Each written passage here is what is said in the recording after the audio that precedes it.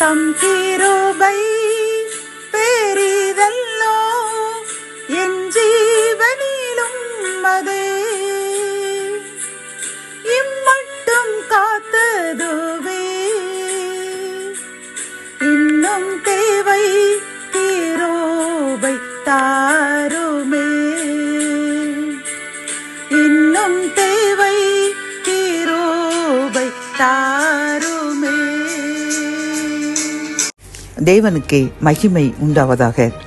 சென்களின் கர்த்தர் ஊழியத்தின் மூலம் 26/6/2026 இன்று நாம் அறியவிருக்கும் கிருபையின் வார்த்தைகள் 2 ராஜாக்கள் 3ஆம் அதிகாரம் 20ஆம் வசனம். காலமே பலி செலுத்தப்படும் நேரத்தில் இதோ தண்ணீர் ஏதோம் தேச வழியாய் வந்ததினால் தேசம் தண்ணீரால் நிரம்பிற்று. கத்தோலிக்க வேதாகமம் இவ்வாறு கூறுகின்றது. பலி செலுத்தும் நேரத்தில் இதோ தண்ணீர் ஏதோம் திக்கிலிருந்து ஓடி வந்தது, நாடு தண்ணீரால் நிரம்பியது என்கின்றது. பிரியமான என் அன்பு சகோதரனை சகோதரியே, இன்று இந்த கிருபையின் வார்த்தைகள் மூலம் கர்த்தர் நமக்கு கூறுகின்றார்.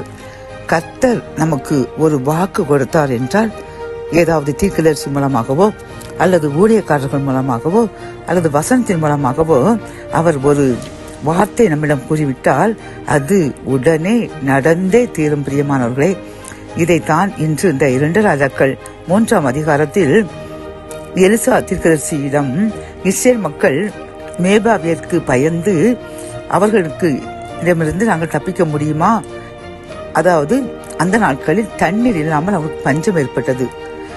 ஆகவே அவர்கள் நாமும் நம் ஆடு மாடுகளும் இந்த தண்ணீர் பஞ்சத்தினால் தண்ணீர் இல்லாத காரணத்தால் இறந்து விடுவோமா என்று கலங்கி எலிசாவிடம் சென்று இறைவன் என்ன கூறுகிறான் என்று விசாரிக்கும் பொழுதுதான் எலிசா கூறுவார், தண்ணீர் காலையிலே வந்துவிடும், நீங்களும் உங்கள் ஆடு மாடுகளும் குடித்து மகிழ்ச்சியாக இருப்பீர்கள் என்று கூறுவார். அதை அவர்கள் விசுவாசித்தார்கள். பிரியமானவர்களே, நாம் கவனிக்க வேண்டிய ஒன்று விசுவாசம். எந்த ஒரு அடையாளமே இல்லை தண்ணீர் வருவதற்கு. ஆனால் எலிசா கூறிய அந்த வார்த்தையை நம்பி கர்த்தர் நிச்சயமாக நமக்கு அதிசயம் இன்று விடியற் காலத்திற்குள் செய்து விடுவார் என்று அவர்கள் விசுவாசத்தோடு அதே இடத்தில் தரித்திருந்தார்கள். என்ன ஆச்சரியம்! அவர்கள் விசுவாசத்தபடி மறுநாள் காலையில் பலி செலுத்தும் நேரமாகிய அந்த 6 மணிக்கு தண்ணீர் ஏதோம் தேச வழியாய் வந்து அந்த பள்ளத்தாக்கை அவர்கள் வெட்டின அந்த பள்ளத்தாக்கை நிரப்பி, அந்த வாய்க்காலை நிரப்பி அவர்கள் குடிப்பதற்கு ஏதுவாக வந்து நிரப்பிற்று.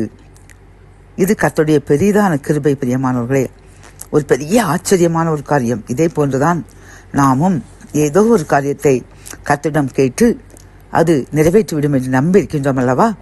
நிச்சயமாக இந்த அற்புதத்தை செய்த கர்த்தர் நமக்கும் அற்புதத்தை செய்து நாமும் நம் சந்ததிகளும் சாட்சி கூறும் அளவிற்கு நம்மை நடத்தி அவரை மட்டுமே விசுவாசித்திருக்கும் நம்மை ஆசீர்வாதமாய் நிறுத்தப் போகின்றார்.